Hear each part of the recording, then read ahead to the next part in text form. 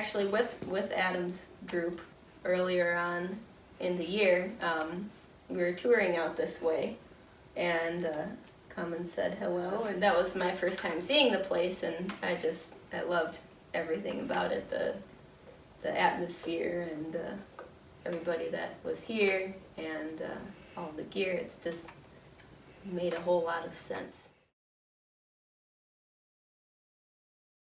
Absolutely. Yeah. Yeah, with the Tom Waits and the Ramblin' Jack Elliott, and yeah, I love all types of folk and roots music, and that's all a common thread.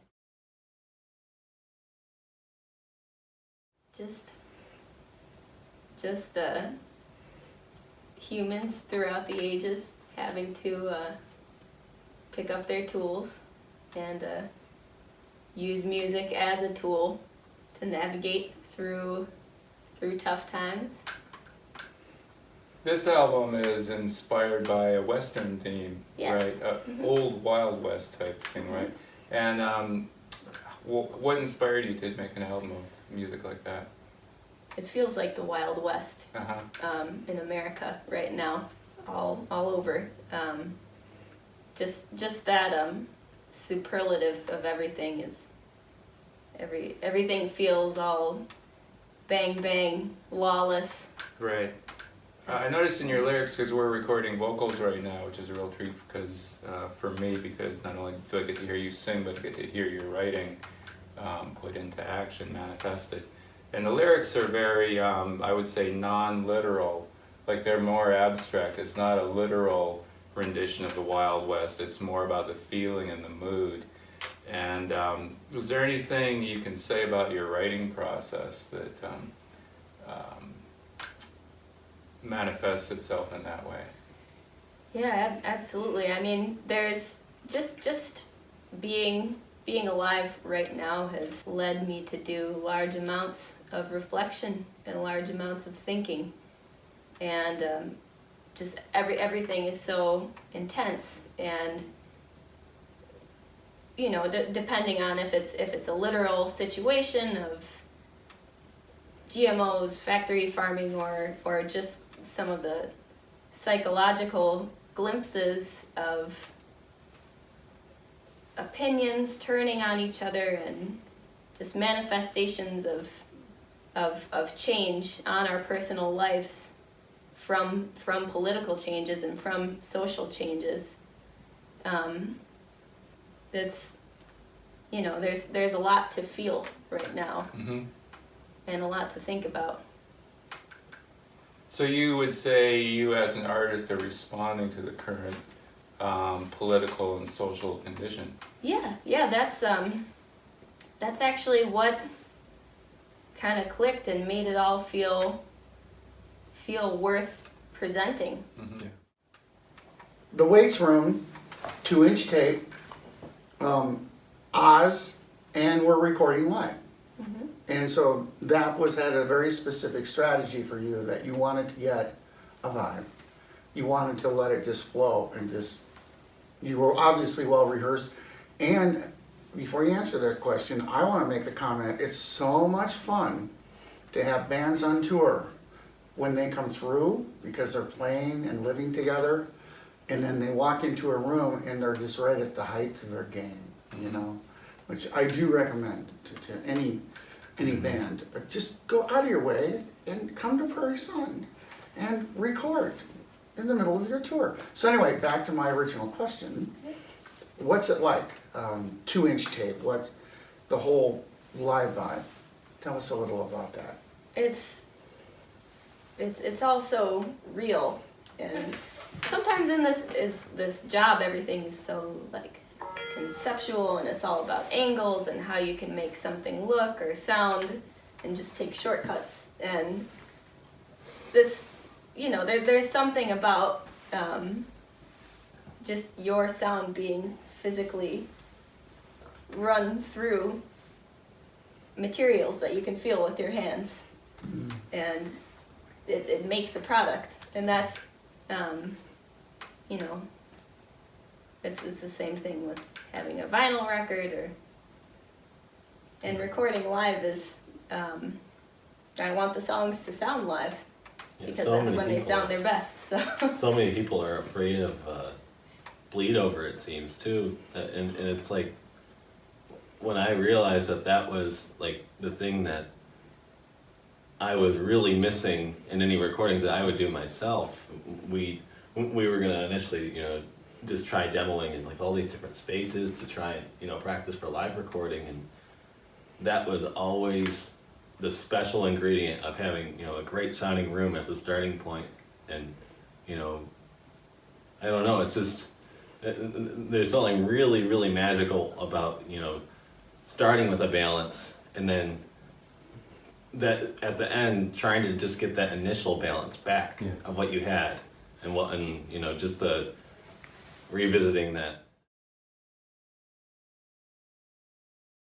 I write the song and all the lyrics and everything, and we open it up to the band, and Adam's really great with making sure drum and bass parts work with each other, and yeah. And everybody kind of contributes their own parts. Yeah, and all everybody adds their flavor that. Yeah. afterwards. It should be mentioned that Adam and Libby are co-producing this record. So, yeah, they're the people in charge.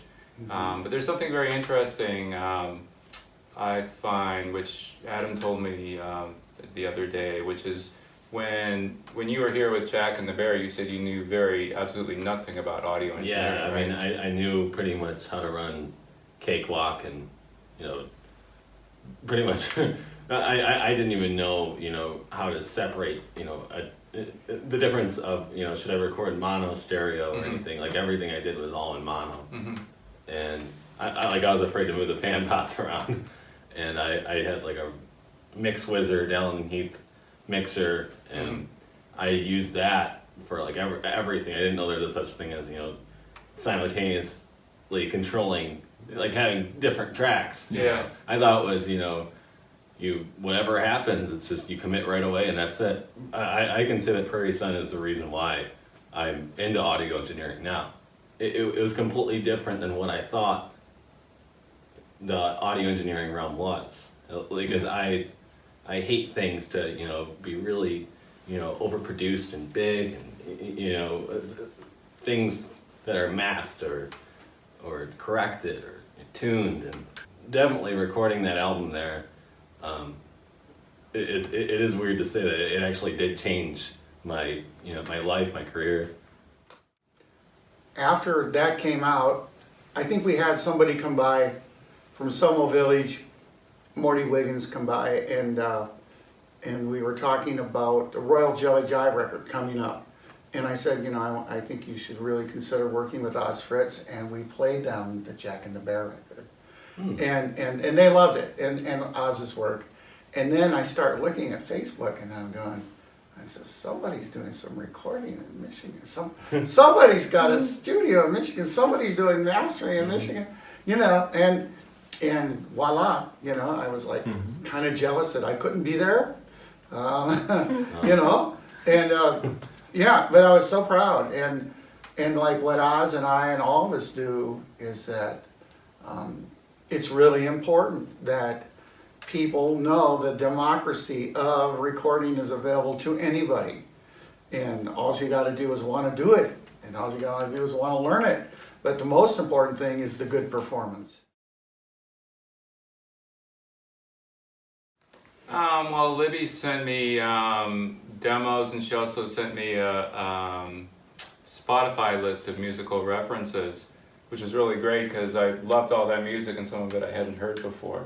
And some of it I'd actually recorded, and some of it were favorites of mine, like the Bob Dylan one from Time Out of Mind. So yeah, listening to her references immediately gave me the inspiration for the approach to recording this album, which is basically the same way I recorded Mule Variations, a large part of it, which was to have the main artist, Libby, and the Brandon James, who plays the upright bass, in the Waits room using room mics up in the corners, and then having the drums just outside the Waits room pointing into the weights room, and that allows me, because I know Adam likes ambience, and from Libby's musical references, all those tracks. I mean, there was a great Taj Mahal track. I remember there's a lot of really good ones. They just had beautiful ambient spaces. That was the main thing I took away from those references. And so I wanted to get as much ambient possibilities as possible. So having the drums where they're positioned now, we have the ambience of the weights room. I opened up the corn room and put room mics in there because the I was drums. wondering what you were doing in there. Yeah, because the drums are still loud enough to trigger the corn room. So we have the small room of the weights room, the large room of the corn room, and then I also use boom mics in the control room.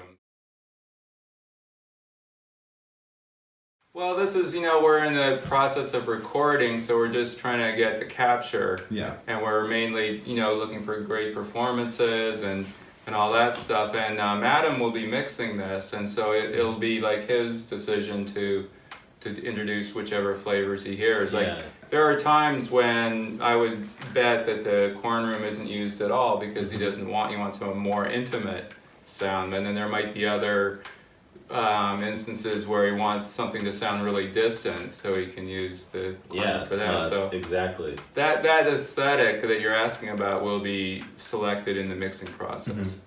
Mm-hmm. The boom mics are something that, for me, as a percussionist, and I love Oz's style. I was telling him he's like, he's more of a translator. Like, he's the first engineer that didn't make me tape up my drums in open tuning or my big calfskin bass drum or anything, because whereas other engineers would say that's not going to work and we're going to do it my way, he listens to it and makes it sound the way I hear it. What I was trying to highlight by asking Adam about his introduction to audio engineering through Mooka and myself at Prairie Sun is that Prairie Sun is not just it's not a transactional studio, strictly a transactional studio. You just don't pay your money and then use your time and be on your merry way. It's a community. It's people who are invested in the aesthetics of music and music production. So there's something more to it than just, there's an art, It's a vibe. Yeah, and you're treated like family here. Which is Exactly, that's what I meant to say. Yeah, and I just want to say these are some awfully wonderful folks. And Oz and I were talking about you and your team. Just what a pleasure to meet gentlemen and gentlewomen, and just to have that, to be yourself, like you say. And I just want to say how, hearing you talk about your vision is just really, I learned a lot as an artist. I'm an artist myself, and how you conceptualize this, and I know that you went to Montana in the summer before you came here to go out and meditate and be in this environment, to this, right? Yeah. Yeah. My sister lives out there, and Well, it's Western country, so that's Yeah. good for the theme of this album. There's no place I'd rather be recording. Mooka. I'm madly in love with everybody. Libby. that's really good. I made that up. There you go. That's all you got. Madly in love with the world. Yeah. Oz. Yeah. Music is an education for the heart, and there's a great deal of education here at Prairie Sun.